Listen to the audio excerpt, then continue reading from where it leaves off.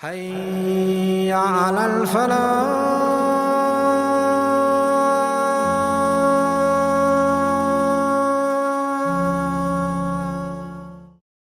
السلام علیکم ورحمۃ اللہ وبرکاتہ. اعوذ باللہ من الشیطان الرجیم. بسم اللہ الرحمن الرحیم.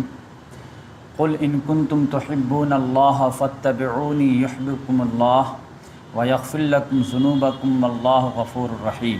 صدق اللہ العظیم. ابھی آپ لوگوں کے سامنے سورۃ آل عمران کی آیت نمبر 31 کی تلاوت کی گئی ہے. سورہ آل عمران سورہ نمبر 3 ہے اور پارہ نمبر بھی 3 ہے. اس کی ایک آیت کی تلاوت کی گئی ہے. اس کا ترجمہ یہ ہے کہ آپ کہہ دیجئے قل ان کنتم تحبون اللہ، اگر تم لوگ اللہ تعالیٰ سے محبت کرتے ہو. قل ان کنتم تحبون اللہ یحببکم فاتبعونی، تو تم میری اتباع کرو تو اللہ تعالیٰ تمہیں محبت کرنے لگے گا. تو یہاں پر آج جو ہے انشاءاللہ ہم سمجھنے کی کوشش کریں گے کہ اطاعت اور اتباع میں کیا فرق ہے. اور جو ہمارا سلسلہ وار سیریز چل رہا ہے خلفائے راشدین کا، تو اسی میں جو باتیں آئیں گی اسی سے یہ بات بھی واضح ہو جائے گی. تو خلفائے راشدین میں ہمارا پہلا پروگرام ہو چکا ہے جس میں خلیفہ کا انتخاب اور پہلے خلیفہ حضرت ابو بکر صدیق رضی اللہ تعالیٰ عنہ کے خاندان کے بارے میں تھوڑی تفصیل سے بتایا تھا کہ ان کی کتنی شادیاں ہوئیں، کتنے بچے تھے، بیٹیاں کتنی، بیٹے کتنے، اور پھر ان لوگوں کا بھی کیا ہوا. یہ تھوڑا سا بریفلی میں بتایا تھا. آج انشاءاللہ وہاں سے ہم شروع کریں گے کہ جب ثقیفہ بنی ساعدہ میں حضرت ابو بکر صدیق رضی اللہ تعالیٰ عنہ کا انتخاب ہو گیا، گرچہ وہ اضطراری تھا، معاملہ ایک ارجنٹ معاملہ آ گیا تھا، تو پھر اس کے کل ہو کر کے باضابطہ طور پر جو ہے بیعت کا اہتمام کیا گیا. مسجد نبوی میں سارے لوگوں کو جمع کیا گیا، سارے لوگ جمع ہوئے، اور پھر حضرت عمر فاروق رضی اللہ تعالیٰ عنہ پہلے لوگوں کو خطاب کیے، اور وہ جو محمد صلی اللہ علیہ وسلم کی وفات کی خبر نہیں مان رہے تھے اس کے بارے میں اپنی دلائل دیے کہ مجھے کہاں سے غلطی لگ گئی تھی. بات حضرت ابو بکر صدیقی رضی اللہ تعالیٰ عنہ کی ٹھیک تھی.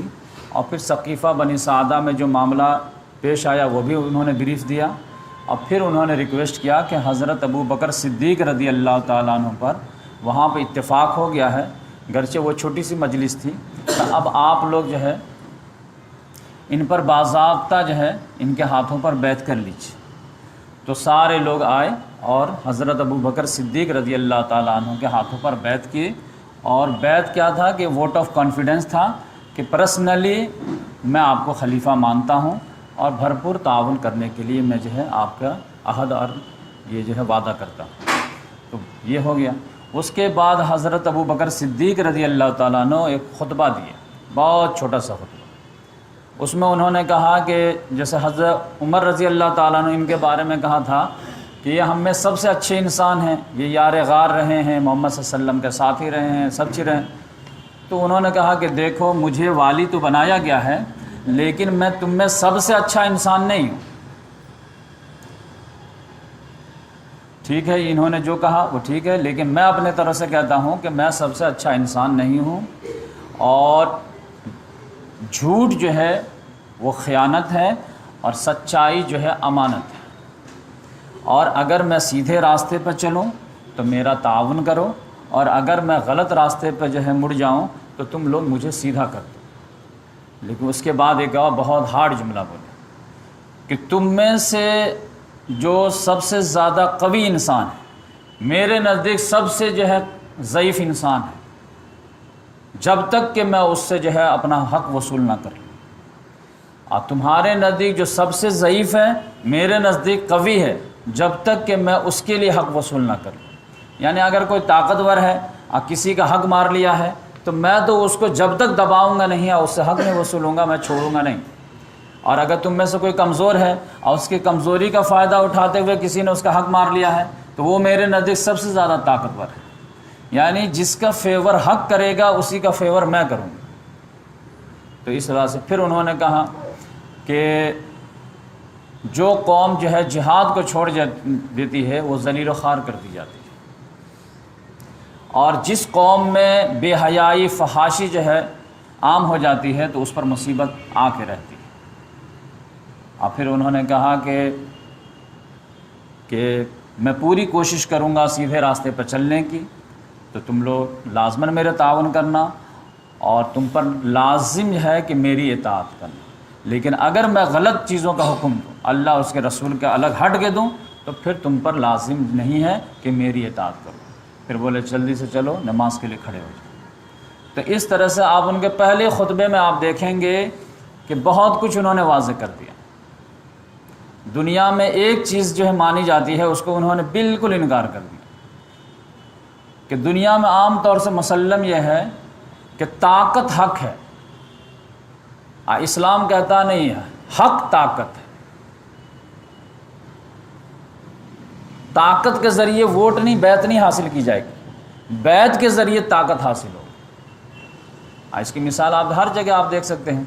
امریکہ اور افغانستان کا وار ہوا تو پتہ چلا کہ جو ہے پوری دنیا جو امریکہ کا ساتھ دے، یہاں تک کہ مسلم ممالک بھی ساتھ دیے، اور افغانستان کو سب لوگ چھوڑ دیے۔ کس لیے؟ کیا حق پہ تھے وہ؟ نہیں، طاقت اس کے ساتھ تھی، لہٰذا اس کا ساتھ دیے۔ آج آپ دیکھ لیجئے اسرائیل اور فلسطین کا معاملہ ہو رہا ہے تو سارے لوگ کس کا ساتھ دے رہے ہیں؟ اسرائیل کا ساتھ دے رہے ہیں، کیونکہ اس کے ساتھ امریکہ ہے، امریکہ کے پاس طاقت ہے۔ کشمیر کے بارے میں کیوں نہیں لوگ بول رہے ہیں؟ کیونکہ جو اس کو دبا رہے ہیں اس کے پاس طاقت ہے۔ تو اس لحاظ سے دنیا کا ہمیشہ اصول یہ رہا ہے کہ طاقت جس کے پاس ہے سمجھ آ جاتا ہے کہ وہی حق پہ بھی، بلکہ عام تو محاورہ بھی رہتا ہے، ہو جاؤ ادھر کو ہوا ہو جدھر کی۔ الیکشن میں بھی آپ دیکھیں کس کو ووٹ دو گے، کس کی ہوا ہے، کون جیت رہا ہے، کون پیسے والا ہے، اسی کو ووٹ دینا، وہ چاہے کرپٹ ہی کیوں نہ ہو، شرابی ہی کیوں نہ ہو۔ تو اس لحاظ سے حضرت ابو بکر صدیق رضی اللہ تعالیٰ عنہ نے بالکل واضح کر دیا کہ میرے نزدیک ایسا نہیں چلے گا۔ ایک بھکاری ہے، آؤٹ سائیڈر ہے، اور اگر اس کا جو ہے کسی نے کپڑا چھین لیا ہے اور ہمارے جو ہے شہر کا کسی سردار نے چھینا ہے تو میں سردار سے چھین کر کے اس کو دوں گا۔ طاقت حق نہیں، حق طاقت، اور اس آدمی کے لیے میں فائٹ کروں گا۔ تو یہ آپ سمجھ جائیے کہ اگر اس بیس پر امت کو کھڑا کر دیا جائے تو کتنا بڑا انقلاب آ جائے گا۔ ہمیں جو ہے طاقت کا ساتھ نہیں دینا، حق کا ساتھ دینا ہے۔ ماں باپ بھی اگر کسی سے دشمنی کر رہے، لڑ رہے، لیکن ماں باپ بھی اگر غلط اسٹانس لیے ہوئے ہیں تو ہمیں ان کا ساتھ نہیں دینا۔ اور دشمن آدمی ہے، دشمن خاندان کا ہے، اور اگر وہ جو ہے رائٹ ہے، حق پہ ہے، تو ہمیں ان کا فیور کرنا ہے۔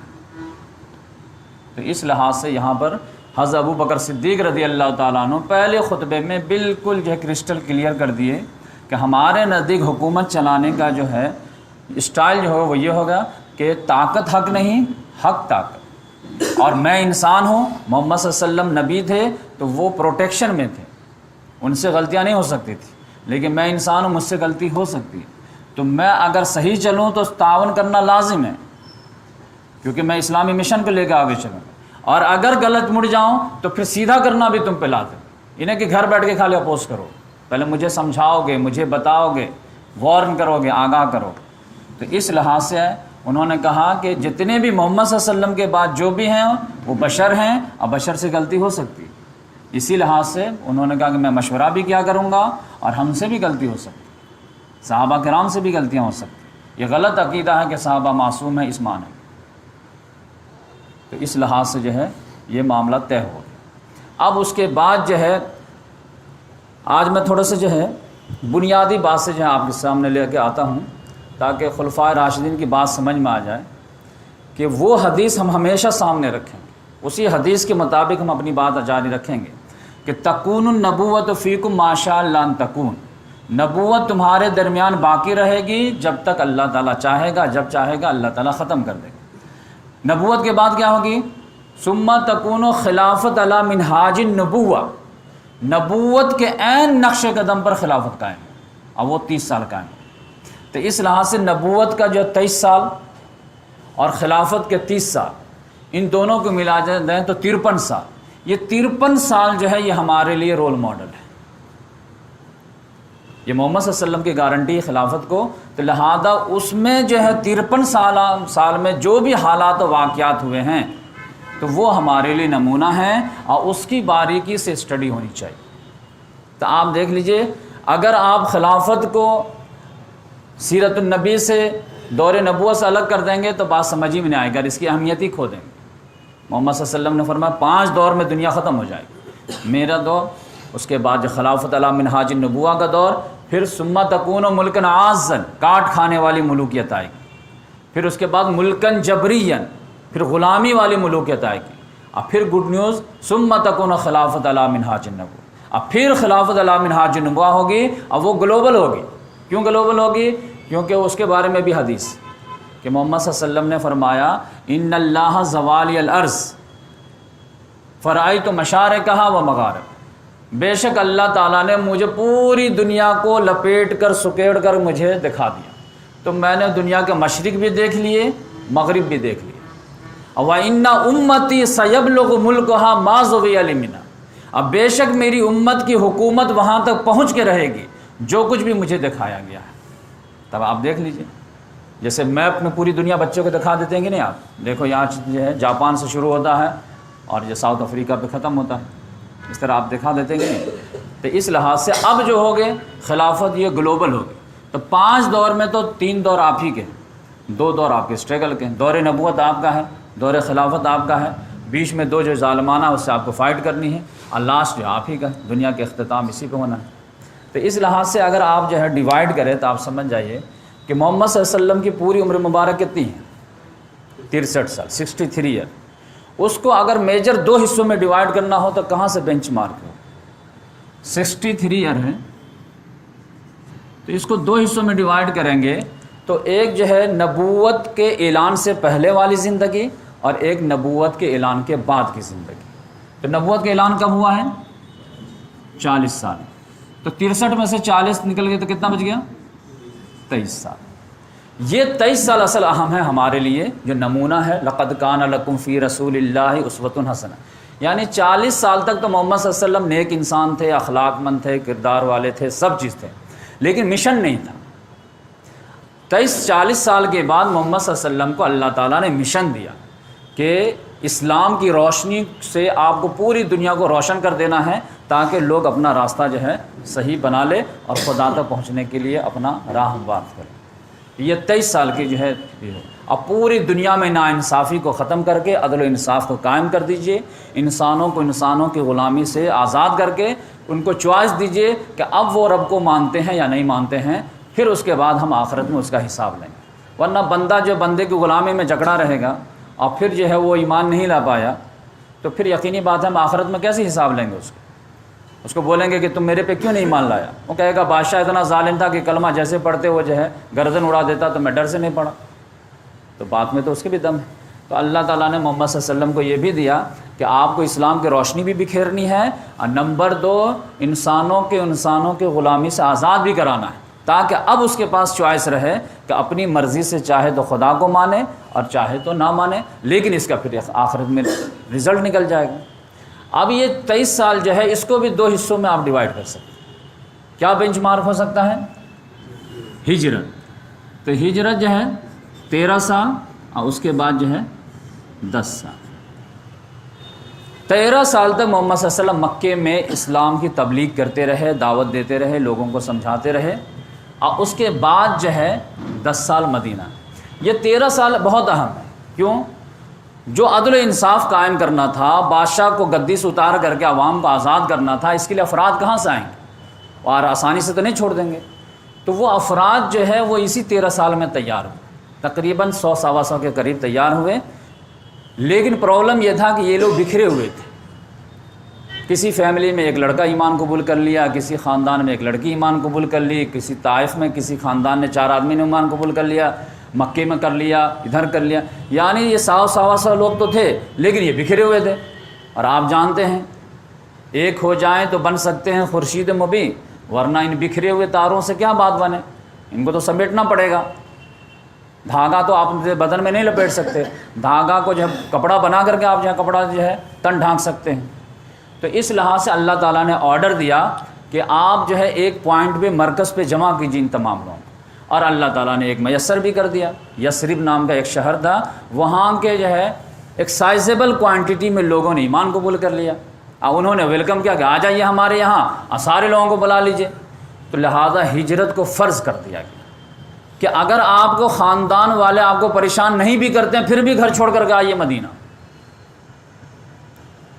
آپ کو اپنے ایریا میں کوئی تکلیف نہیں ہے، پھر بھی آئیے۔ کیوں؟ یہاں سے اب جو ہے لانچ ہونا ہے، اب عدل و انصاف کیا جو ہے جو مہم ہے وہ آغاز ہو، تو ساری طاقت جو بھی ہے وہ یہاں جمع ہو جائے۔ لہذا مدینہ میں پوری طاقت جمع ہو گئی۔ یثرب کے لوگ جو ایمان لائے تھے جو وہ انصار کہلائے، اور جو ہجرت کر کے وہاں پہنچے وہ مہاجر کہلائے۔ اب وہ سب جمع ہو گئے، تقریباً 300-325 کے قریب ہوئے۔ اب اس 10 سال کو بھی 2 حصوں میں آپ ڈیوائڈ کر سکتے ہیں، 5-5 سال کا، آدھا آدھا، 5 ایئر اور 5 ایئر۔ فرسٹ 5 میں جو ہے آپ دیکھیں گے کہ جو مین دشمن تھے وہ مکے والے تھے اور ان کے ساتھ لوگ تھے، اور ادھر مسلمانوں کے ساتھ جو تھے وہ مدینہ سیکٹر تھا، بقیہ لوگ ساتھ دینے والے تھے۔ فرسٹ جو 5 ایئر ہے اس میں غیر مسلموں کا پلہ بھاری نظر آئے گا آپ کو، لیکن لیٹر 5 جو ہے اس میں مسلمانوں کا پاسن جو ہے بھاری نظر آئے گا۔ اس میں آپ دیکھیں گے کہ 2 ہجری میں آپ کو جنگ بدر، اب پتہ چلا کہ 1000 کا لاؤ لشکر لے کر کے ابو جہل آ گیا کہ وہ اینٹ سے اینٹ بجا دیں گے، لیکن اللہ تعالیٰ کا خصوصی مدد آ گئی، اور جس کی وجہ سے جو ہے 70 ان کے مارے گئے اور 70 اس کے جو ہے قیدی بنے۔ یہ 2 ہجری رمضان میں ہو گیا۔ پھر آپ دیکھیں گے کہ 3 ہجری میں پھر دوڑ کر کے آگے 3000 کا لشکر لے کر کے بدر کا بدلہ لینے کے لیے، لہذا وہ جنگ احد ہوئی۔ لیکن شروع میں تو اللہ تعالیٰ نے فتح ہی دیا تھا وعدے کے مطابق، لیکن چند مسلمانوں کی غلطی کی وجہ سے جیتی ہوئی بازی ہارتے ہارتے کسی طرح بچ گئے، ڈرا ہو گیا معاملہ سمجھیں۔ لیکن جانی نقصان مسلمانوں کا بہت ہوا، 70 لوگ یہاں پہ شہید ہو گئے، بالکل برابر معاملہ ہو گیا۔ 2 سال کے بعد ان لوگوں نے مزید تیاری کیا، 10,000 کا لشکر لے کر کے 5 ہجری میں آ گئے۔ اب اتنا بڑا لشکر لے کر کے آ گئے کہ پورا مدینہ کی اینٹ سے اینٹ بجاتے تھے، کیونکہ مسلمان کی تعداد اس وقت مدینے میں عورت مرد بوڑھے بچے سب ملا لیتے تو 3000، تو اب یہ 10,000 جو ہے فائٹر کا مقابلہ کیسے کریں گے؟ لہذا مشورے کے ذریعے آپ جانتے ہیں خندق کھود کر کے کسی طرح ڈیفنس کر لیا گیا، یہاں تک ڈیفنس ہوا۔ 1 مہینہ تک یہ لوگ انتظار کرتے رہے کہ کوئی چانس مل جائے، اندر گھسنے کا موقع نہیں ملا۔ 3 طرف سے تو پہاڑی جو ہے نیچرل جو ہے ان کو سیفٹی تھی، سامنے سے شمال کی طرف سے پرابلم تھا، وہ خندق کھود کر کے اس کو سیف کر لیا گیا۔ 1 مہینے کے بعد اللہ تبارک و تعالیٰ نے ایک برفیلی ہوا طوفان بھیج دیا، جس کی وجہ سے ان کے جو تنابیں اکھڑ گئی، چولہے جو ہیں دیگچیاں الٹ گئی، اور ابو سفیان جو اس کا لیڈر تھا اس کو جو ہمت جواب دے گئی، اور وہ رات ہی میں جا کے نکل گیا۔ تو اس طرح سے جو ہے یہ مسئلہ ٹل گیا، جنگ بدر، جنگ احد، خندق۔ یہ جیسے ہی گئے ہیں ویسے ہی محمد صلی اللہ علیہ وسلم نے گڈ نیوز دے دی ہے صحابہ کرام، ناؤ ٹیبل ہیز ٹرن۔ آج تک یہ ہم پر جو چڑھائی کر رہے تھے، ہم کو ڈیفنس کرنا پڑا تھا، اب ہم ان پر جو چڑھائی کریں گے۔ کیوں نہیں کریں گے؟ یہ کوئی جان بچانے کے لیے تو ہم مدینہ آئے نہیں تھے، یہ تو حق و باطل کی جنگ کے لیے آئے تھے۔ نہ ابھی حق پوری طرح جیتا ہے، نہ باطل پوری طرح جیتا ہے، تو فائٹنگ تو جاری ہے، لیکن پوزیشن اب ہماری بھاری ہے، تو اب ہم ان کو ختم کریں گے۔ لہذا اب ہم جو ہے وہ آج تک یہ آتے تھے، یعنی محمد صلی اللہ علیہ وسلم کا اپنا انٹلیکٹ جو ہے بتا دیا کہ ان کی اب ایسی ہمت ہار گئی، کیونکہ انہوں نے لاسٹ کوشش کر کے جو سب سے بڑی فوج تیار کر لی تھی 10,000 کی، ورنہ جزیرہ نما میں 10,000 کی فوج جمع کرنا اس زمانے میں اتنا آسان نہیں تھا، تو اب دوبارہ جو ہے ہونے والا نہیں ہے۔ تو لہذا اب ہم جو ہے ان پر چڑھائی کریں گے، لہذا وہ اللہ تعالیٰ نے راستہ بتایا، کیونکہ اس پوری ریولوشن کا گائیڈ کون کر رہا تھا؟ اللہ تعالیٰ کر رہا تھا قرآن کے ذریعے سے۔ ان کو امپلیمنٹ کون کر رہے تھے؟ محمد صلی اللہ علیہ وسلم۔ محمد صلی اللہ علیہ وسلم ساتھ کون دے رہے تھے؟ 2 طرح کے لوگ، ایک انصار اور ایک مہاجر۔ تو یہ آپ سمجھ لیجیے، اللہ تعالیٰ نے کہا کہ دیکھو میں نے راستہ کھولا۔ 6 ہجری میں آپ جانتے ہیں کہ اللہ تعالیٰ نے خواب دکھا دیا محمد صلی اللہ علیہ وسلم کو کہ آپ عمرہ کر رہے ہیں، لہذا عمرہ کے لیے نکلے، اور 6 ہجری میں صلح حدیبیہ ہو۔ وہ لوگ کہے کہ ہم عمرہ نہیں کرنے دیں گے، ٹھیک ہے، لیکن وہ مسلمانوں کو بہت بڑی فتح مانی گئی کہ دشمن آپ کو ریکگنائز کر رہا ہے کہ آپ بھی ایک طاقت ہیں جس سے سمجھوتا کرنا پڑے گا، وہ بھی اپنے ایریا میں۔ اس کے بعد جو ہے 7 ہی ہجری میں محمد صلی اللہ علیہ وسلم کے 2 مین دشمن تھے، ایک یہود اور ایک قریش، یہود کے 10 سال کے لیے ہاتھ بن گئے، لہذا اب جو ہے آزادی ہو گئی تو یہود کس سے جو نوٹس لے لیے، اور 7 ہجری میں خیبر فتح ہو گیا، یہود کا معاملہ ہو گیا۔ 8 ہجری میں آپ جانتے ہیں کہ 6 ہجری کے بعد ہی جیسے صلح حدیبیہ ہوئی ہے، اس کے بعد محمد صلی اللہ علیہ وسلم فوراً خطوط لکھنا شروع کر دیں لوگ بادشاہ کو جو خطوط لکھے تو مختلف رسپانس آیا، کسی نے جو ہے خط کو گلے سے بھی لگایا، کوئی ایمان بھی قبول کیا، لیکن کسی نے پھاڑ کے بھی پھینک دیا، اب کوئی جو ہے سفیر کو بھی قتل کر دیا۔ اسی میں سے ایک سفیر تھے، ان کا نام تھا حارث بن عمیر ازدی، حارث بن عمیر ازدی، ان کو بھیجا گیا تھا بصرہ کے جو ہے ایک بادشاہ تھا ان کے پاس، لیکن یہ جب جا رہے تھے تو راستے ہی میں جو ہے جو اردن ہے، جارڈن ہے، وہاں کا ایک جو ہے رومن امپائر کا جو ہے سمجھیے گورنر تھا، اس کا نام تھا شرحبیل بن عمرو، شرحبیل بن عمرو، اس نے ان کو قتل کر دیا، ان کا مال وغیرہ لوٹ لیا اردن میں، جارڈن میں، اس زمانے میں اس کا نام بلقا تھا۔ تو یہ جب یہ ہے یہ کر دیا، یہ تو محمد صلی اللہ علیہ وسلم نے کہا کہ یہ سفیر کا قتل تو اعلان جنگ ہے، لہذا عیسائیوں سے جنگ کا آغاز ہو گیا۔ ابھی تک جو ہے مشرکین مکہ سے جنگ اور یہودیوں سے جنگ، مشرکین مکہ سے تو ابھی جو صلح ہو گئے ہے، اس کے ہاتھ بن گئے 10 سال کے لیے، یہودیوں کا چیپٹر کلوز ہو گیا ہے۔ محمد صلی اللہ علیہ وسلم نے کہا کہ یہ ہمارے سفیر کو قتل کر دیا ہے رومن امپائر کے گورنر نے، تو گرچہ وہ بہت بڑی طاقت ہے لیکن میں تو اس کو اعلان جنگ سمجھتا ہوں اور اس جنگ کو میں قبول کرتا ہوں، لہذا انہوں نے کہا ایک فوج تیار کرو، تو 3000 کی ایک فوج تیار ہوئی کہ جاؤ اور اردن میں جا کر کے اس سے بدلہ لو، اور اس کا کمانڈر کس کو بنائے؟ خطرات معلوم تھے کہ رومن امپائر سے جیتنا اتنا آسان نہیں ہے، رومن لیجن پوری دنیا میں مشہور ہے، جیسے امریکن فورس ایسے رومن لیجن اس زمانے۔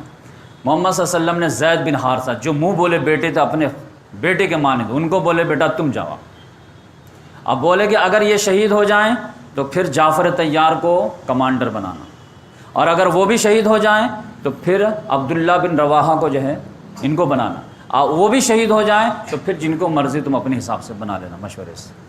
اور آپ دیکھتے ہیں کہ یہ لے کر کے جاتے ہیں، پتہ چلا ادھر سے جو ہے جو روم کا بادشاہ تھا ہرقل، وہ 1 لاکھ کے فوج لے کر کے آ جاتا، وہ تو قسطنطنیہ کا تھا لیکن ادھر 1 لاکھ فوج لے کر کے آ گیا، اور اس ایریا میں سے بھی اس کو 1 لاکھ فوج میسر ہو، تقریباً 2 لاکھ فوج اس کے اندر۔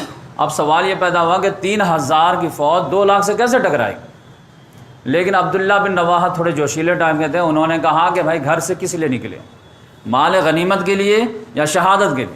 سب نے کہا شہادت کے لیے، تو پھر وہ شہادت مطلوب مقصود مومن، نہ مال غنیمت نہ کشور کشائے، تو شہادت دکھ رہی ہے تو پھر سوچ کیوں رہے؟ بڑھ گئے سب لوگ آگے، تو زید بن حارثہ رضی اللہ عنہ کہا کہ میں لیڈر ہوں تو میں آگے بڑھوں گا پہلے، تو وہ فائٹنگ کرتے کرتے جو ہے کئی لوگوں کو فی نار جہنم کرتے ہوئے خود بھی شہید ہو گئے۔ فوراً جھنڈا لے لیے جعفر طیار ہے، وہ 80 سے زیادہ زخم کھانے کے بعد وہ بھی گر گئے، تو پھر ڈائریکٹ عبداللہ بن رواحہ لے لیے، وہ بھی لڑتے لڑتے جو ہے شہید ہو گئے۔ تو پھر مشورہ ہوا کہ اس طرح تو ہم سب مر جائیں گے، اور 2 لاکھ کی فوج نے اس 3000 فوج کو چاروں طرف سے گھیر لی کہ ایک بھی بچ کے جانا نہیں پڑا، ہمارے ایریا میں آ کے ہم کو تھریٹ دیں گے، لہٰذا پورا کو گول کر دو۔ لیکن لوگوں نے مشورہ کیا کہ اب کس کو بنایا جائے، اور محمد صلی اللہ علیہ وسلم لائیو ڈاکومنٹری دے رہے تھے، ٹیلی کاسٹ کر رہے تھے مسجد نبوی سے بیٹھ کے کہ میرا زید شہید ہو گیا، جعفر شہید ہو گیا، عبداللہ بن رواحہ شہید ہو، ان کے بھی فیملی کو جا کے خبر دے دو۔ لیکن فوراً جو ہے ہونٹوں پہ مسکراہٹ آئی کہ اب جو ہے کمانڈری اس کے ہاتھ میں آ گئی ہے جو سیف من سیوف اللہ ہے، اللہ کی تلواروں میں سے ایک طرح، اب انشاءاللہ کچھ نہیں ہوگا۔ لہذا خالد بن ولید رضی اللہ تعالیٰ عنہ جو ہے کسی طرح چکما وکما دے کر کے پوری فوج کو بچا کے لے کر کے لے آئے، لیکن وہی بچا کے لے آئے تو مدینے والے ان کو کنکڑی مارتے تھے، بھگوڑے ہیں، بزدل ہیں۔ محمد صلی اللہ علیہ وسلم نے کہا بزدل نہیں ہے نا بھگوڑے ہیں یہ لوگ، چھوٹی جماعت بڑی جماعت سے ملنے کے لیے آئے ہیں۔ بزدل اس وقت کہلاتے جب یہ کان پکڑ لیتے کہ اب دوبارہ ہم کبھی جنگ میں نہیں جائیں گے، لیکن یہ کہہ رہے ہیں کہ ہم جو ہے تعداد 2 لاکھ ہے تو ہماری کم سے 50 لاکھ 50,000 تو ہونی چاہیے، ہم جانے کے لیے تیار ہیں، تو پھر یہ بزدل نہیں، یہ ٹیکٹیکل موو ہے۔ لہٰذا اس طرح جنگ موتا ہوا، یہ 8 ہجری کی بات ہے، یہ جمادی الاولیٰ میں ہوئی ہے، پھر اس کے 3-4 مہینے کے بعد مکہ فتح ہو گیا 8 ہجری کے رمضان میں، تو پتہ چلا کہ قریش کا بھی چیپٹر کلوز ہو گیا۔ جب مکہ فتح کرنے کے لیے نکلے تھے تو لگے ہاتھوں جو ہے حنین کو بھی، طائف کو بھی فتح کر لیے، حنین کو بھی فتح کر لیے، تو سمجھے پورے جزیرے نما عرب میں جو ہے اسلام کا بول بالا ہو گیا۔ اب کوئی طاقت ایسی نہیں تھی جو مسلمانوں کے لیے تھریٹ بن سکے، لیکن محمد صلی اللہ علیہ وسلم کو تھا کہ میرا جو سفیر قتل ہوا ہے اور اس کو جو بدلہ لینے کے لیے ہم بھیجے تھے وہ اپنے مشن میں کامیاب نہیں، وہاں اور زخم لگے، ہمارے 3 کمانڈر گئے، تو اس کا تو تھریٹ ہم برداشت نہیں کریں گے، یہ انٹرنیشنل لیول پہ بھی ہم پرابلم سولو کر کے جائیں گے، کیونکہ محمد صلی اللہ علیہ وسلم کوئی نیشنل رسول نہیں تھے، سی جزیرہ نما عرب پوری دنیا کے لیے آئے تھے، لہذا محمد صلی اللہ علیہ وسلم نے کہا ہم بدلہ لیں گے، ہم جائیں گے، فوج تیار کرو۔ اور وہ لوگ خود پلاننگ بنا رہے تھے کہ ہم جب مدینہ کی اینٹ سیٹ بجا دیں گے، ان کی کیسے ہمت کہ ہمارے ایریا میں آ گئے اور ہم کو دھمکا کے چلے گئے اور کسی طرح بچ کے نکل گئے، ہم خود جو چڑھائی کر کے مار کر دیں گے۔ جیسے محمد صلی اللہ علیہ وسلم کو خبر ملی، محمد صلی اللہ علیہ وسلم نے یہ اصول اپنائے کہ آفینس از بیس ڈیفینس، تم ہمارے ایریا میں کیا آؤ گے، ہم تمہارے ایریا میں آئیں گے، لہذا محمد صلی اللہ علیہ وسلم نے اعلان کر دیا فوجیں اکٹھی ہو جائے، ہر آدمی کو جانا ہوگا، اور وہ جہاد فرض کر دیا گیا، جس کو کہتے ہیں جنگ تبوک۔ 30,000 کا لشکر تیار ہوا، 9 ہجری میں یہ معاملہ پیش آیا، اور آپ جانتے ہیں محمد صلی اللہ علیہ وسلم تبوک تک گئے تم۔ یہ جو 8 ہجری میں ہوا یہ جنگ موتا، یہ بالکل فلسطین کے قریب ہے، جارڈن، تو وہاں تک محمد صلی اللہ علیہ وسلم گئے 30,000 کا لشکر لے کر کے، لیکن ہرقل نہیں آیا، پیترا دے ہو کر کے ادھر ادھر نکل گیا، کیونکہ اس کو معلوم جب پتہ کیا کہ کتنی فوج ہے، 30,000 ہے، لیکن جب یہ پتہ کیا کہ کون کمانڈر کون ہے، تو پتہ چلا خود رسول چل کے آئے ہیں، تو پتہ چلا فوج کو تو یہ نہیں بول سکتا تھا کہ یہ رسول ہے میں نہیں جیت پاؤں گا لہذا میں نہیں لڑوں گا، تو ادھر پیترا ادھر پیترا دے کر کے ٹائم ویسٹ کیا۔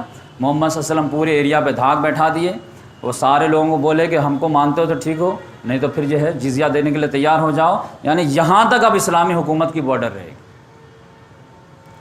یہ اردن تک جو اسلامی حکومت کی بارڈر رہے گی، اس ایریا میں جو کوئی ہے وہ سب اسلامی حکومت کا انڈر مانے جائیں گے، مسلمان ہیں تو ٹھیک ہے، نہیں تو پھر وہ جزیہ دیں گے۔ رومن امپائر کے حدود کو بہت زیادہ سکیڑ دی اندر کر دی، تو اس لحاظ سے یہ معاملہ ہوا، لیکن اس میں بھی فائٹنگ ہوئی نہیں تھی۔ آپ جانتے ہیں 10 ہجری میں جو ہے 1 سال کے بعد محمد صلی اللہ علیہ وسلم نے حجۃ الوداع کر لی، اور اس میں آپ جانتے ہیں 1,24,000 کا لشکر۔ پھر وہاں سے جب حجۃ الوداع سے آئے ہیں تو محمد صلی اللہ علیہ وسلم کی طبیعت ناساز ہونے لگی، ناساز ہونے سے پہلے ہی ایک فوج پھر تیار کی، بولے کہ وہ بدلہ تو ابھی تک ہوا نہیں ہے، اب وہ بدلہ تو ہم کو لینا ہے، لہذا فوج تیار کی، پھر 3-4 ہزار کا فوج تیار کی، اور اس کا کمانڈر بنا دیا کس کو؟ زید بن حارثہ جو شہید ہوئے تھے ان کے بیٹے کو، جو 17 سال کا لڑکا تھا۔ اب بولا بیٹا جاؤ اور ڈائریکٹ بلکا جانا، موتا جو موتا میں جنگ ہوئی ہے، تمہارے والد جہاں شہید ہوئے ہیں اب وہاں جا کر کے ان کو جو ہے رون کر کے آؤ اس کی زمین۔ یہ اصل میں ایکچوئل میں آپ سمجھیے کہ وہ کیا تھا، بدلہ ٹھیک بات ہے، اصل میں یہ تھا کہ بارڈر پہ جو ہے پیٹرولنگ کر کے آؤ، بارڈر سیکورٹی فورس رہتے ہیں نا، وہ اپنے ایریا میں پیٹرولنگ کرتے ہیں کہ دوسرے ایریا والے ہمارے ایریا میں تو نہیں گھس گئے ہیں، یا پھر اس بارڈر پہ جو لوگ رہتے ہیں ان کو دشمن ستا تو نہیں رہے، تو جا کر کے ایک مرتبہ جو گھوم پھر کر کے آ جاؤ، اپنا دبدبہ قائم کر کے آ جاؤ، تو یہ اصل میں مشن تھا۔ تو اس کو بولتے ہیں اسامہ بن زید کی جو فوج تیار ہوئی اور یہ روانہ ہوئی، تیار ہوتے ہوتے جو ہے 1-2 ہفتہ لگ گئے، تو محمد صلی اللہ علیہ وسلم کے انتقال سے 2 روز پہلے یہ لوگ مدینہ سے نکلے، اور تقریباً جو ہے 4,000 کے قریب تھے، لیکن اس کے جو ہے کمانڈر تھے 17 سال کا نوجوان۔ تو انصار میں سے کچھ لوگوں کا آبجیکشن ہوا کہ اتنے ینگر کے جو ہے ٹین ایج کے لڑکے کے انڈر میں تو ہم نہیں جائیں گے، اور خالد بن ولید، عمر فاروق، یہ سب اب آپ سمجھ جائیں۔ انصار میں سے کچھ لوگوں نے آبجیکشن لیے، محمد صلی اللہ علیہ وسلم نے کہا نہیں، اسامہ ہی کمانڈر رہے گا، اور اگر جن کو آبجیکشن ہے تو یہ فرسٹ آبجیکشن نہیں ہے، ان کے باپ کو بھی جب میں بنایا تھا نا تب بھی لوگ آبجیکشن لینے والے آبجیکشن لیے تھے، تو اس وقت بھی میں بات نہیں مانا تھا، وہ بھی ہمارا چہیتا تھا، یہ بھی ہمارا چہیتا۔ اصل میں مسئلہ کیا تھا کہ زید بن حارثہ کے اوپر جو غلامی کا ایک داغ تھا، کیونکہ ان کو آزاد کیا گیا تھا، اور یہ چیز جو ہے ان کو برداشت نہیں ہو رہی تھی، ایک ٹھیک ہے آزاد تو ہے لیکن غلامی کا داغ تو جھیلے ہوئے ہیں، لہذا ہم جو ہے ان کے انڈر میں کیسے کام کریں گے، وہ کیسے کمانڈر بنیں گے، محمد صلی اللہ علیہ وسلم نے کہا اس کو بھی تو کل کر کے ہم ہی کو جانا نا، اسی وجہ سے پھوپھی ذات بہن سے بھی تو شادی کیے تھے ان کی، یہی غلط کانسیپٹ کو کھرچنے کے لیے، اور اسی لیے کہ وہ بھی قائد بن سکتے ہیں، قیادت کر سکتے ہیں، لہٰذا ان کے والد کو بھی بنائیں اور ان کے بیٹے کو بھی بنائیں، بولے نہیں اسامہ ہی جائے۔ یہ ابھی جو ہے 3 کلومیٹر ہی گئے تھے کہ ایک جگہ پڑ گئے مقام جرف،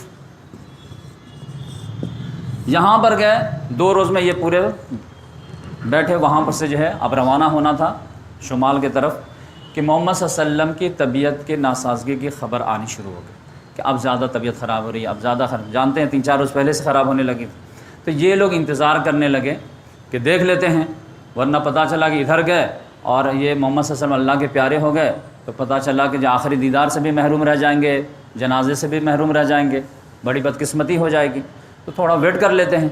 اور ہوا بھی وہی کہ 2 روز کے بعد محمد صلی اللہ علیہ وسلم کا انتقال ہو گیا، تو یہ لوگ پھر واپس آ گئے تو اس کے بعد جو ہے آپ جانتے ہیں کہ تجہیز و تکفین میں 3 دن لگے تھے، وہ پورا میں لیکچر آپ کو بتا چکا ہوں۔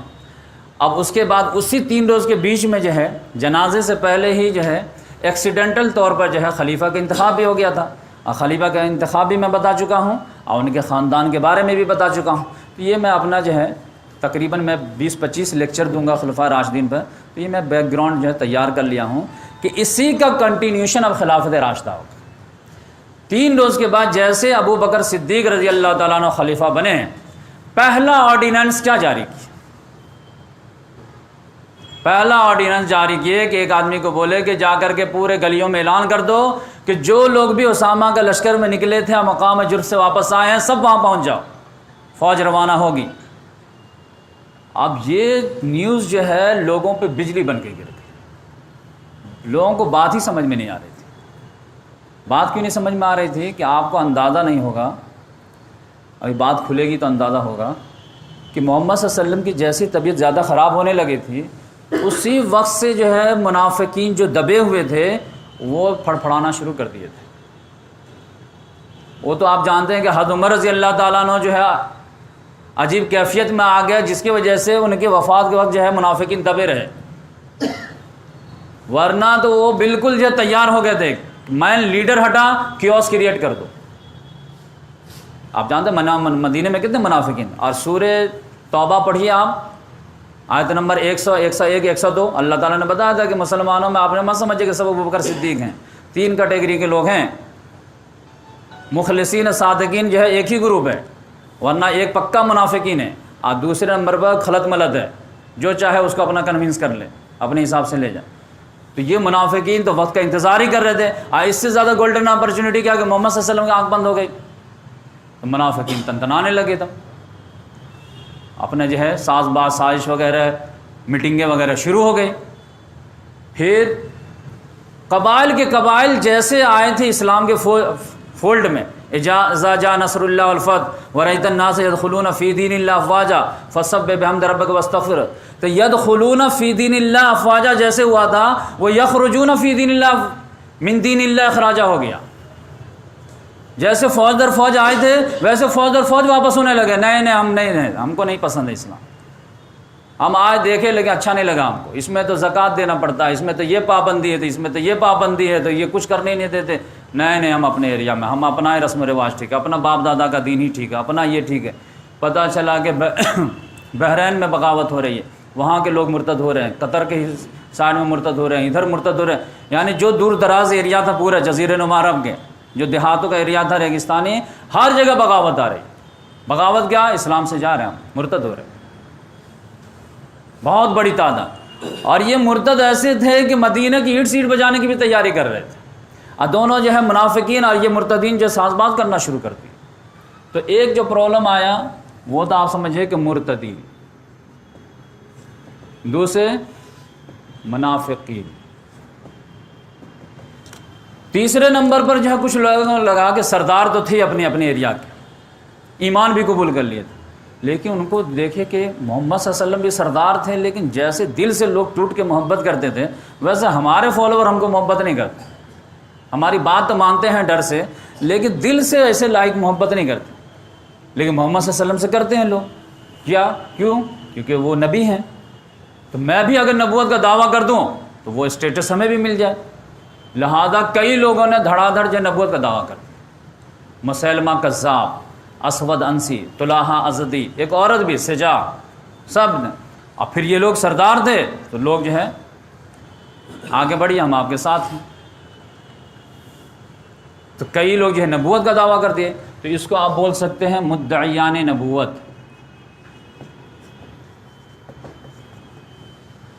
یہ 3 پرابلم تھے ہی، اور ڈیلی نیوز آ رہی ہے. اب ایسا نہیں کہ جو 1 لاکھ آدمی نے بغاوت کر دیا، بھائی آج ایک قبیلہ، کل دوسرا قبیلہ، پرسوں تیسرا قبیلہ. یہاں تک کہ آپ سمجھیے کہ یہ جو آرڈر تھا کہ جو لوگ جرف میں جو ہے، مقام جرف میں جو ہے محمد صلی اللہ علیہ وسلم کے ٹائم پہ جمع تھے وہ جمع ہو جائیں. تو یہ لوگ تو آرڈر کے حساب سے جمع ہو گئے وہاں پہ. لیکن جب جمع ہو گئے تو کچھ لوگ مدینہ میں بھی رہ گئے. اب ایک مدینہ چھوٹی سی بستی ہے، اس میں سے 4000 کا لشکر نکل جائے گا تو بچیں گے کیا؟ تو اب یہ جو لوگ بچے تھے وہ حضرت ابو بکر صدیق رضی اللہ تعالیٰ عنہ کو بولنے لگے کہ تھوڑے سے نظر ثانی کیجیے. آپ دیکھیے ڈے بائی ڈے ادھر سے نیوز آ رہی ہے، ادھر سے نیوز آ رہی ہے، کوئی نبوت کا دعویٰ کر دے رہا، کوئی قبیلہ مرتد ہو جا رہا. منافقین جہاں جو پلاننگ تیز کر دیے ہیں تو ایسا لگ رہا ہے کہ نظر ثانی کیجیے اور فوج کو بلا لیتے ہیں. انہوں نے کہا نہیں، جو فوج جا چکی ہے جا چکی. کریٹیکل اتنا سچویشن ہوا، آپ اندازہ کیجئے کہ مقام جرف پر اسامہ بن زید جو کمانڈر تھے انہوں نے حضرت عمر رضی اللہ تعالیٰ عنہ کو ریکویسٹ کیے کہ ایک مرتبہ آپ جائیے اور ابو بکر صدیق رضی اللہ تعالیٰ عنہ سے ریکویسٹ کیجئے کہ حالات ڈے بائی ڈے ہم سن رہے ہیں کہ لوگ مدینہ پہ چڑھائی کرنے کی بات کر رہے ہیں، مدینہ کے اندر بغاوت کی بات کر رہے ہیں. تو اگر ہم لوگ ادھر چلے گئے تو خلیفہ رسول کا کیا ہوگا، حرم رسول کا کیا ہوگا، عام مسلمانوں کا کیا ہوگا؟ تو ہماری طاقت تو وہاں استعمال ہونی چاہیے. لہذا انہوں نے حضرت عمر فاروق رضی اللہ تعالیٰ عنہ کو ریکویسٹ کر کے بھیجے کہ آپ جائیے، اور آپ کا تو ایک ہی لیول ہے، آپ بات کر سکتے ہیں. تو عمر فاروق رضی اللہ تعالیٰ عنہ مقام جرف سے آئے ابو بکر صدیق رضی اللہ تعالیٰ عنہ سے بات کرنے کے لیے کہ دیکھیے حالات محمد صلی اللہ علیہ وسلم کے ٹائم میں کچھ اور تھے، اب معاملہ کچھ اور ہے. آپ جانتے ہیں نا کہ ورلڈ کپ کے میچ رہتے ہیں، اور آپ کو اگر جو ہے شروع میں 7 میچ کھیلنے ہیں، اب 5 میچ کے بعد آپ جو سیمی فائنل میں چلے جاتے ہیں جیتنے کے بعد، اور کوئی ٹیم 5 میچ لگاتار جیت جاتی ہے، لیکن کھیلنے تو اس کو 7 میچ ہیں. تو اب 2 میچ میں کیا کرتے ہو؟ مین بیٹسمین کو بیٹھا دیتے اور نئے بیٹسمین کو جو ہے وہ چانس دے دیتے تاکہ تو بھی کھیل لے.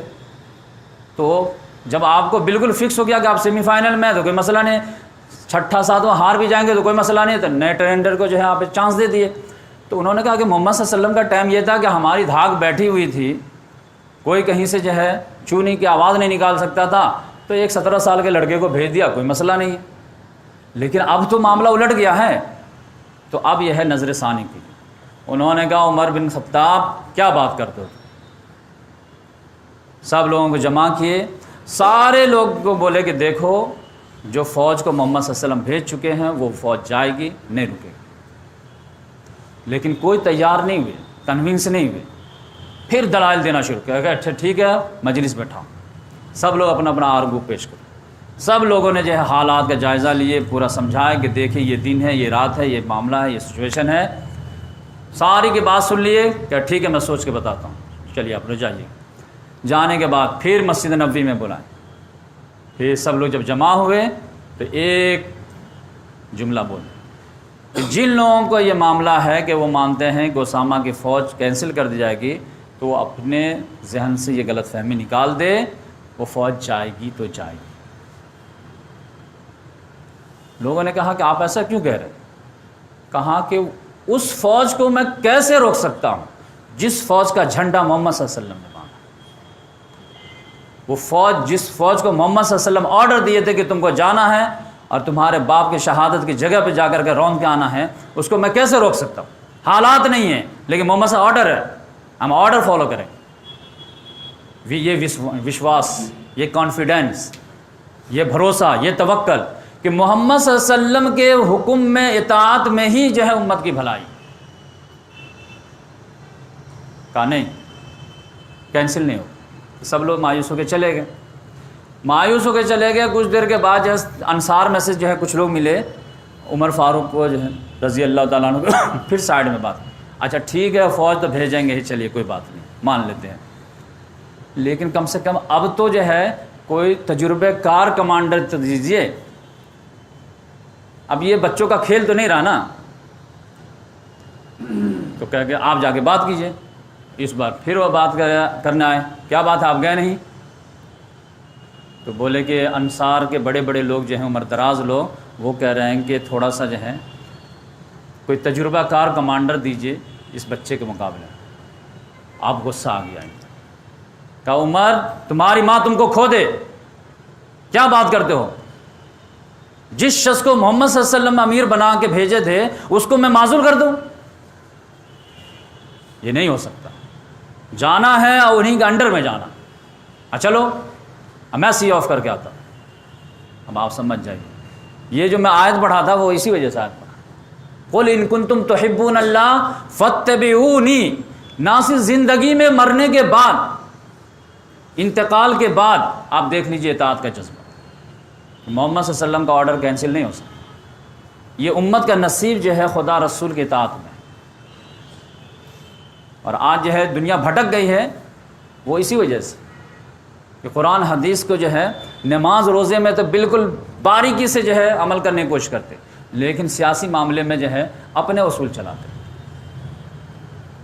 تو لہذا انہوں نے کہا چلو، اور گئے وہاں پر اسامہ کو جو ہے بولے کہ بیٹا تمہاری انڈر میں جائے گا یہ فوج. اور پھر فوج کو جو ہے 10 نصیحتیں کی، وہی جو کامن نصیحت محمد صلی اللہ علیہ وسلم کی بھی ہوتی تھی.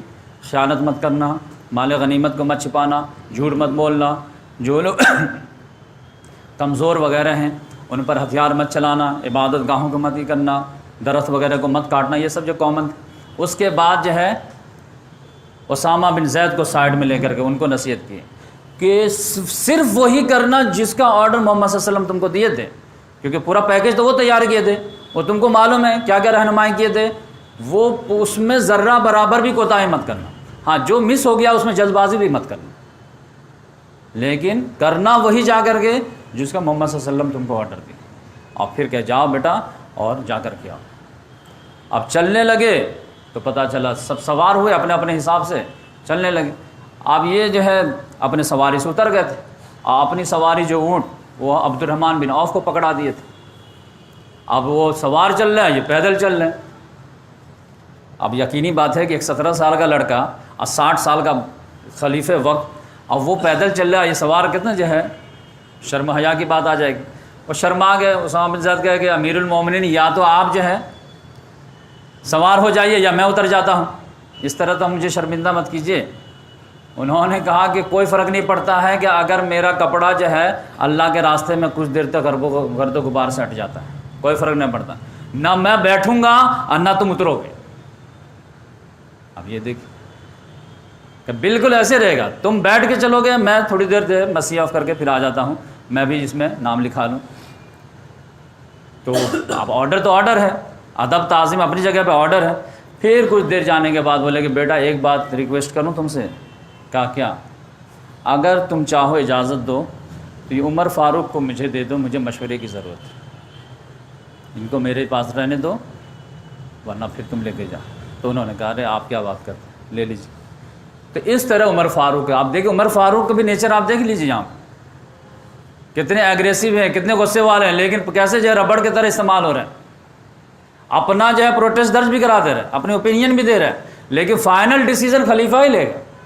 یہ نہیں کہ ہماری بات نہیں مانا جائیے آپ یہ سب نہیں. اب آپ دیکھیں گے کہ اس میں جو ہے یہ پیدل والا چلنے والا کیا مسئلہ تھا.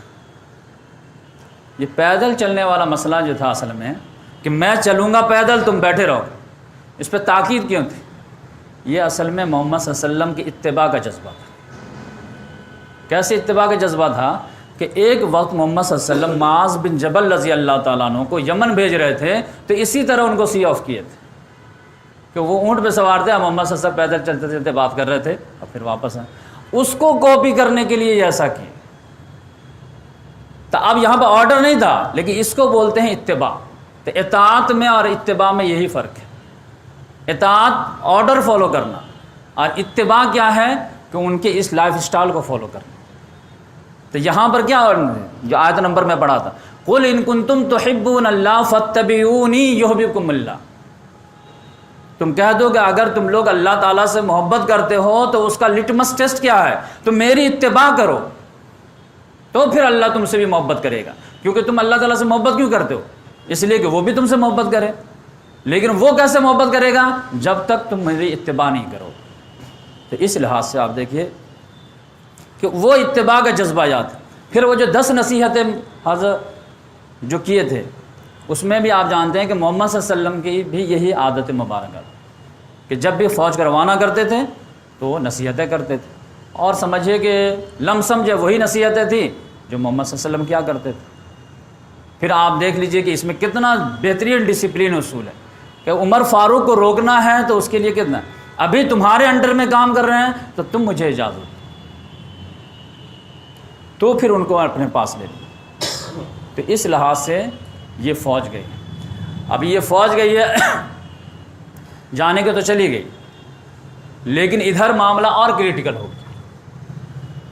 مرتدین بڑھتے چلے جا رہے ہیں، منافقین بڑھتے چلے جا رہے ہیں، مدعیان نبوت بڑھتے چلے جا رہے ہیں، چاروں طرف سے جب مدینہ گھر گیا ہے، ادھر معاملہ ہوگا یا ادھر معاملہ۔ حضرت عائشہ رضی اللہ تعالیٰ عنہ کہتی ہیں کہ محمد صلی اللہ علیہ وسلم کی وفات کا صدمہ کس طرح ہم لوگوں پہ بجلی بن کے گرا، اس کا صرف حضرت عمر رضی اللہ تعالیٰ عنہ کے ایکشن سے اندازہ لگا سکتے۔ بس صدمہ سے آدمی کس طرح چور ہو جاتا ہے۔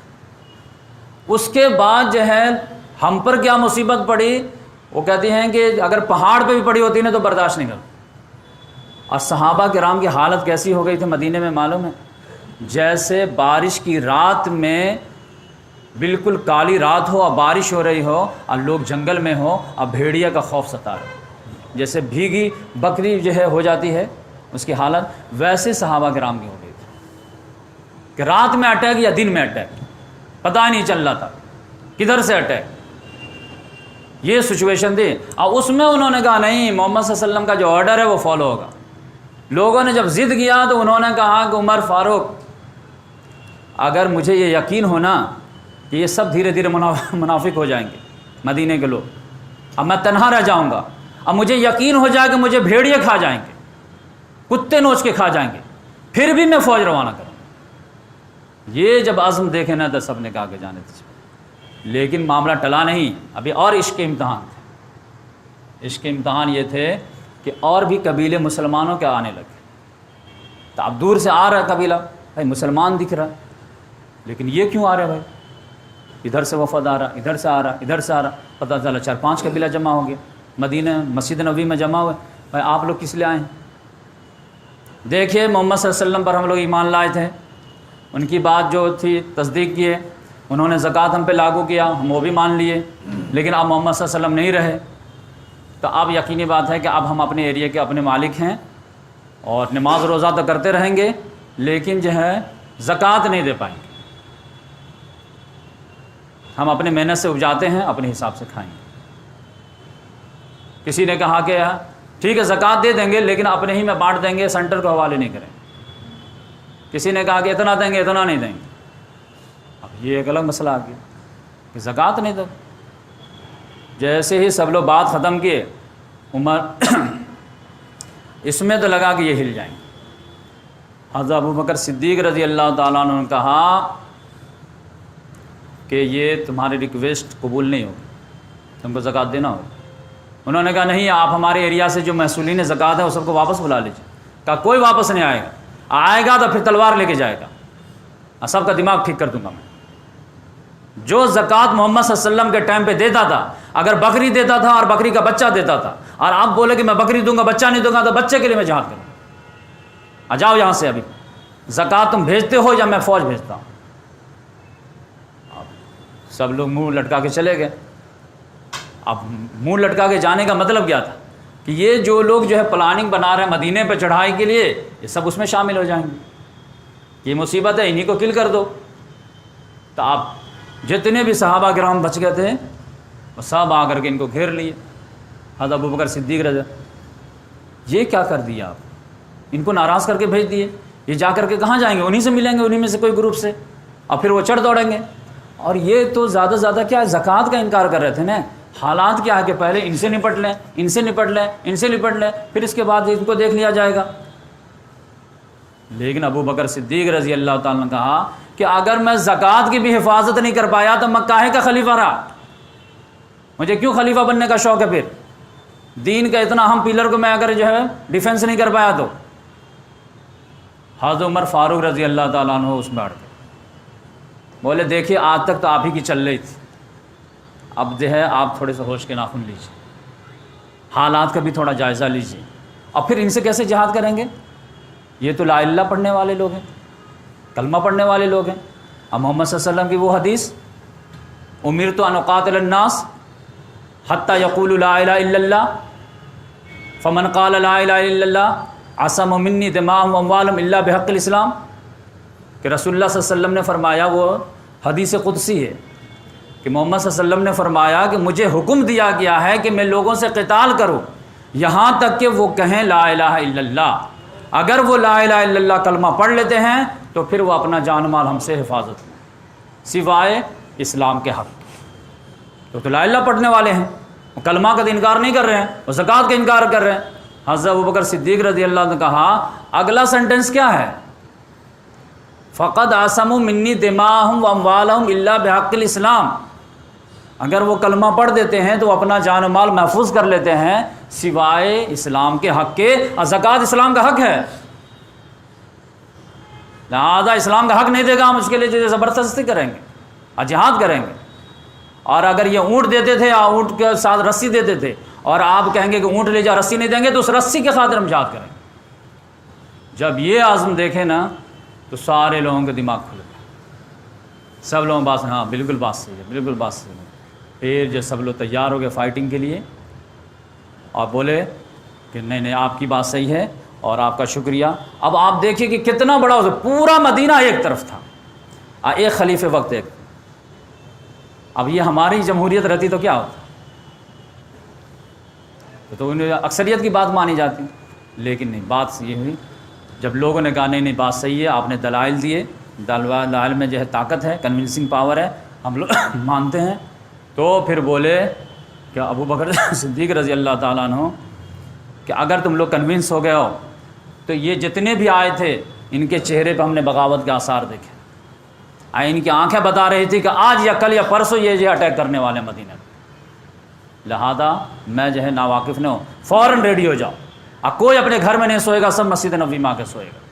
اور پھر مختلف راستوں پہ جو ہے فوج بیٹھا دے کہ اٹیک ہونے ہی ہے، میں ان کی آنکھوں کو پڑھ چکا ہوں۔ اب وہ اٹیک کیے، انشاءاللہ ہم اگلے لیکچر میں بتائیں گے وہ کیسے پھر نپٹا گیا، مرتدین سے کیسے نپٹا گیا، منافقین سے کیسے نپٹا گیا، مدعین نبوان سے کیسے نپٹا گیا، اور یہ مانعین زکوٰۃ تو پھر فولڈ میں آ گئے، ان کو جیسے جو ختم کیا گیا وہ آ گئے۔ اسامہ بن زید کا معاملہ کیا ہوا؟ وہ 40 روز کے بعد جو جھنڈا پھہراتے ہوئے آئے، جہاں جہاں محمد صلی اللہ علیہ وسلم نے بھیجا تھا وہاں پہ ان کو کامیابی ملی، مال غنیمت وغیرہ بھی ملا، اور رومن امپائر جو ڈر سے آیا نہیں، رومن امپائر بھی ڈر گئے اور اس ایریا کے عرب والے بھی ڈر گئے، قبیلے والے۔ کیوں ڈر گئے؟ ہرقل کو ایک ساتھ نیوز پہنچی ہے، ابھی نیوز پہنچی ہے کہ رسول کا انتقال ہو گیا، لیڈر گیپ ہے، تو اب تیاری شروع، لیکن 2 گھنٹے 3 گھنٹے کے بعد پتہ چلا کہ اس کی فوج تمہارے بارڈر پہ ہے۔ وہ سر پکڑ کے بیٹھ گیا کہ یہ کیسی قوم ہے کہ اس کے نبی کا ابھی انتقال ہوا ہے، اس کی فوج جو ہمارے بارڈر پہ گھوم رہی، اس کا مطلب یہ ہے کہ اندر طاقت ہے تبھی تو بھیجیے۔ اور یہ سیم جو سینس جو تھا وہ عرب کو قبائل کو بھی تھا کہ اگر ان کے پاس جو سینٹر کے پاس طاقت نہیں ہوتی تو فوج کیسے روانہ کرتی؟ اس کا مطلب ہے کہ ریزرو فورس وہاں باقی ہے، لہذا نادانی ہوگی کہ مدینہ پہ اٹیک کرو، کیونکہ جس کے پاس فوج سرپلس ہوگی وہی تو بارڈر پر بھیجے گا ادھر ادھر، لہذا دونوں نے اپنا ارادہ کینسل کیا۔ لہذا بالکل شاندار کامیابی کے ساتھ 40 روز کے بعد جب یہ آئے تو پھر ابو بکر صدیق رضی اللہ تعالیٰ نے کہا کہ بیٹا اب تم لوگ آرام کرو، اب ہم لکھ لیں گے ان لوگوں کو سبق سکھانے کے لیے۔ تو نیکسٹ لیکچر میں ان لوگوں کو سبق سکھایا جائے گا۔ اس کے بعد جو ہے تیسرے لیکچر میں ہم آپ کو بتائیں گے کہ شام کیسے فتح ہوا اور عراق کیسے فتح ہوا۔ تو فتح تو حضرت عمر رضی اللہ تعالیٰ عنہ کے دور میں ہوا ہے، لیکن فتح کا آغاز جو انہوں نے ہی کر کے دی۔ تو یہ حضرت ابو بکر صدیق رضی اللہ تعالیٰ عنہ کے دفتر میں سب سے بڑا کارنامہ یہی ہے کہ جو محمد صلی اللہ علیہ وسلم نے ریولوشن کھڑا کیا تھا تو یقینی بات ہے لیڈر جانے کے بعد آپ جانتے ہیں کاؤنٹر ریولوشن کھڑا ہو جاتا ہے. اب کاؤنٹر ریولوشن کو جو ہے کاؤنٹر کر کے حضرت عمر رضی اللہ تعالیٰ عنہ کا حوالے کر کے گئے. یہ جو ہے 2 سال کا قلیل عرصہ ہے، لیکن 2 سال میں 2 صدیوں کا جو ہے کارنامہ ہے، ورنہ جو 23 سال کا جو ہے پوری جو ہے جد و جہد جو ہے چٹکی میں ختم ہو جاتی. اور یہ کس وجہ سے ہوا؟ ان کے ایمانی طاقت کی وجہ سے، وہ اتباع کی وجہ سے، کہ ہمارے جو ہے فتح شکست جو ہے تعداد پر نہیں ہے، کثرت پہ نہیں ہے، نصرت پہ ہے. اور نصرت کب آئے گی؟ جب ہم اللہ اور رسول کو فالو کریں گے. آج مسلمانوں کے جہاں بھی ذلت ہے، ہر جگہ مار کھا رہے ہیں، چاہے جہاں پہ میجورٹی میں وہاں بھی اور مائنورٹی میں وہاں بھی. غیر مسلم بھی کنفیوز ہوں گے کہ کیسی قوم ہے کہ ہر جگہ مار کھاتے ہیں. اب وہ اس کی وجہ کیا ہے؟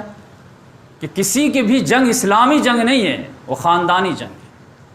یا تو اپنے ملک کے لیے لڑ رہے ہیں، یا پھر یا اپنے قبیلے کے لیے لڑ رہے ہیں، یا اپنے خاندان کے لیے لڑ رہے ہیں. اسلام کے پروموشن کے لیے کوئی نہیں لڑ رہا. خلافت میں اور ملوکیت میں یہی فرق ہے. خلیفہ جو ہوتا ہے اس کا 3 کام ہوتا ہے.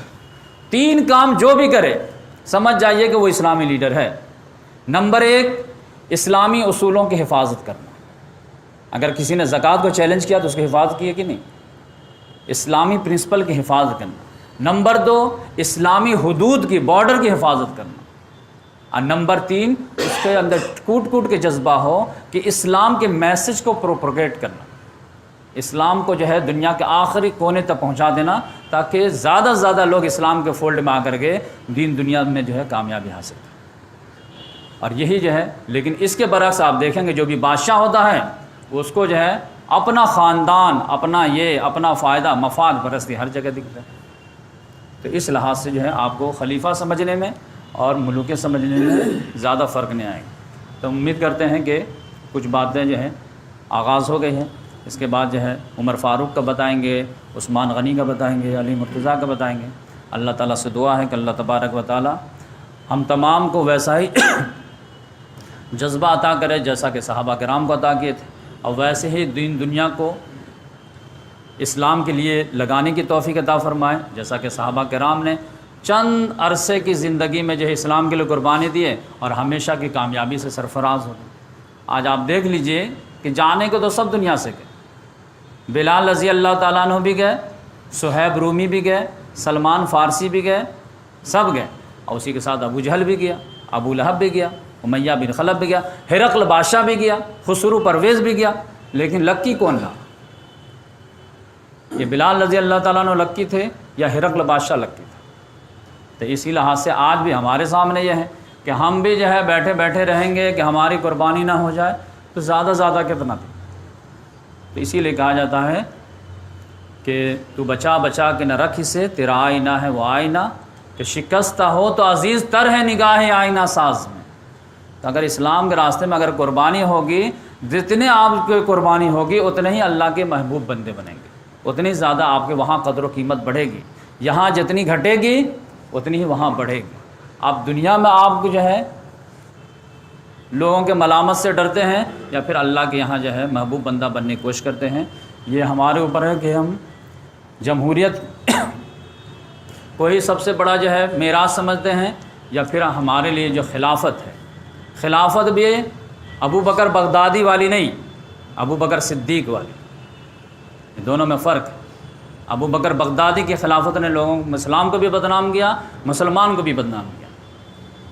لیکن ابو بکر صدیق رضی اللہ تعالیٰ عنہ کی خلافت کی بات کریں گے تو غیر مسلم بھی اسلام کے قریب آئیں گے.